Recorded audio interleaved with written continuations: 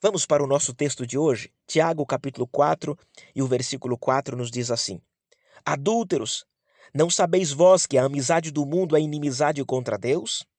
Portanto, qualquer que quiser ser amigo do mundo, constitui-se inimigo de Deus. Este versículo faz parte de um contexto que nos leva a entender que há momentos em que precisamos parar e olhar honestamente para o caminho que estamos andando.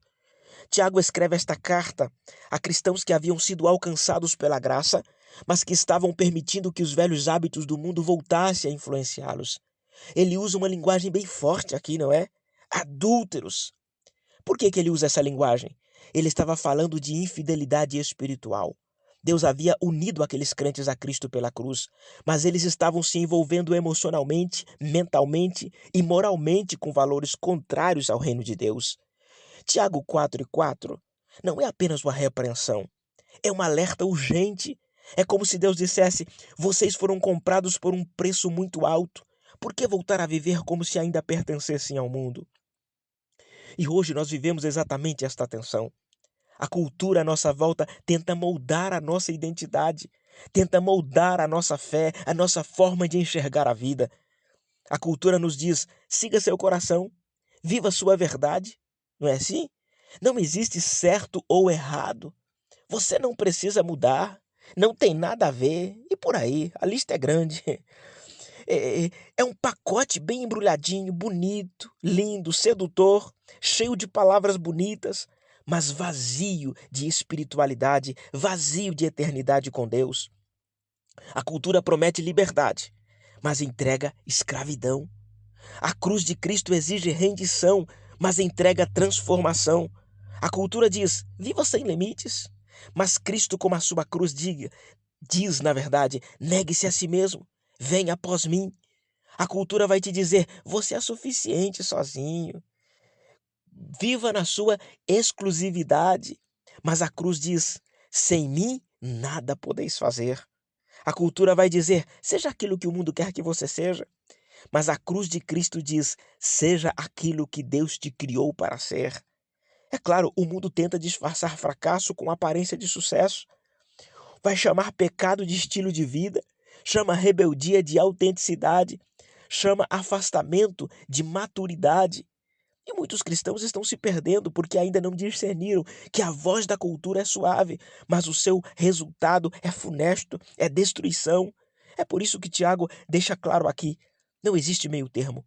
Não existe como viver com um pé no reino e outro no mundo. A amizade com o mundo não é apenas um deslize, é inimizade com Deus.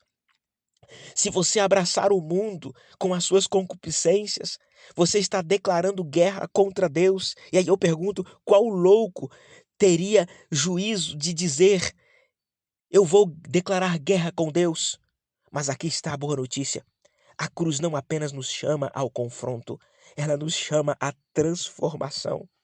Cristo, como a sua cruz, ele nos leva à mudança de vida, porque a cruz não é só o lugar onde somos perdoados, é o lugar onde somos moldados.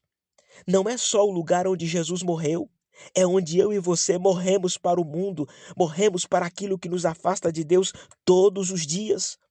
E essa morte produz vida, vida abundante, vida que cresce, vida que busca intimidade.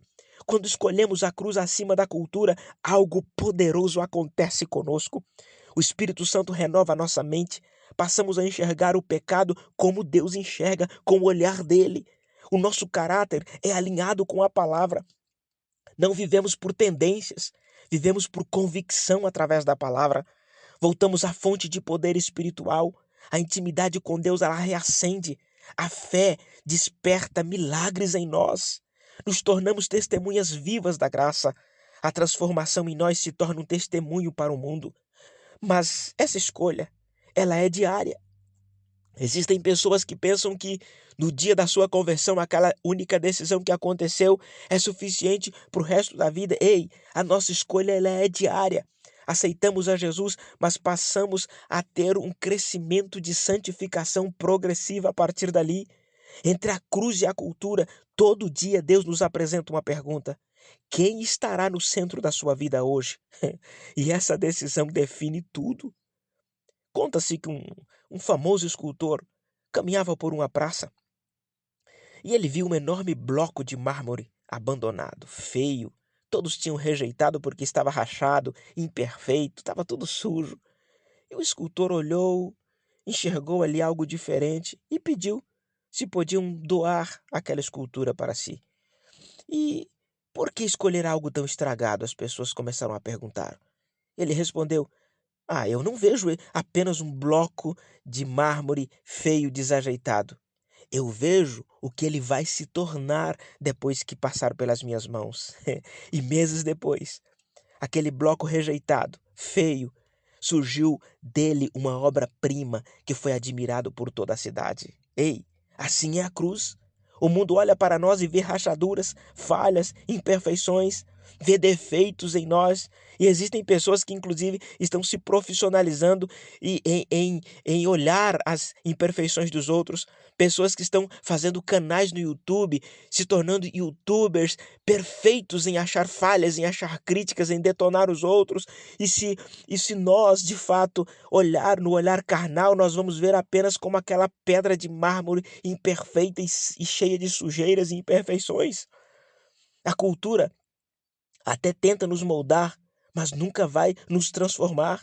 Mas Cristo pela cruz olha para nós e vê aquilo que nós podemos nos tornar. Ele não nos deixa como estamos. Ele corta, alinha, ele lixa, limpa, assopra, lapida. É assim que ele faz. E no final, revela a obra que estava escondida dentro de nós. O mundo olhava e via apenas imperfeição, mas nós começamos a revelar para o mundo a perfeição de Cristo em nós. O mundo promete brilho, mas não transforma. A cruz de Cristo confronta, mas salva. A cultura distorce, mas a cruz restaura. E hoje Deus está nos chamando para escolher entre a cruz e a cultura. Onde você quer construir a sua vida? Eu desejo que o Espírito Santo nos dê coragem para escolher a cruz todos os dias, para viver a verdadeira transformação que só Cristo pode produzir. E aqui exige renúncia.